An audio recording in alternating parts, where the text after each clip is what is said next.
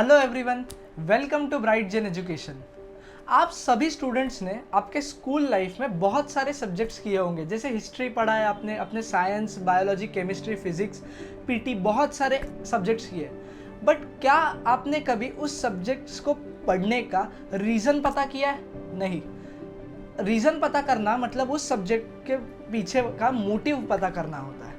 Accountancy का अगर आप मोटिव जान लो तो ये टॉपिक खेल खेल में और बहुत आसानी से आपको बहुत सारी बातें सिखा जाएगा।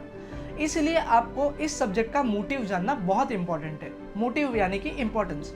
तो चलिए देखते हैं बुक कीपिंग का इम्पोर्टेंस क्या होता है। सबसे पहले मैंने लिखा है यहाँ पे, बुक कीपिंग रिप्लेस करता है ह्यूमन मेमोरी को। इसका क्या मतलब हुआ? मान लो हमने एक छोटी सी ग्रोसरी शॉप चालू कर दी और हमने उसमें जो जो सामान हमें बेचना है वो लाया, होलसेल मार्केट से सब खरीदा और उसको अच्छे से दुकान में सजा दिया। अभी मुझे ये बताओ कि हमें ये पॉसिबल है कि जहाँ जहाँ से सामान लिया है, किस दाम पे लिया है, हर बार याद रखना ये पॉसिबल है? नहीं। इसलिए हम क्या करते हैं, हमारी एक छोटी सी डायरी में सारे डेटा को रिकॉर्ड करते हैं। इसी का मतलब वो डायरी हमें मदद करती है कि आने वाले फ्यूचर में हमें याद रखने की ज़रूरत नहीं है, बल्कि उस डायरी में देख के ही पता चल सकता है कि किस भाव पे क्या सामान लिया था। तो इसी का मतलब बुक कीपिंग क्या करता है, ह्यूमन मेमोरी को रिप्लेस करता है, यानी कि हमें वो याद रखने की ज़रूरत नहीं है।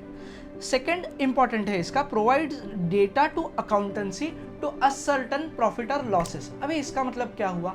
अकाउंटेंसी का ऑब्जेक्टिव होता है प्रॉफिट या लॉस को निकालना। अभी अकाउंटेंसी ये अकेले के बलबूते पे नहीं कर पाएगा, उसको बुक कीपिंग का डेटा चाहिए।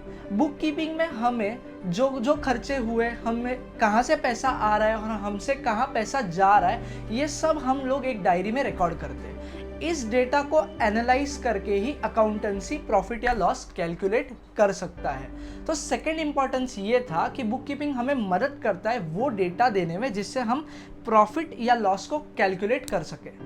सबसे इम्पॉर्टेंट कोई इम्पोर्टेंस है तो वो अगला वाला है, बिजनेस को हेल्प करता है फाइनेंशियल पोजीशन समझने में। Now what do you mean by financial position? Financial position मतलब कंपनी में कितने एसेट्स है, यानी कि कंपनी का कितने प्रॉपर्टीज़ है और कंपनी की कितनी लायबिलिटीज़ है।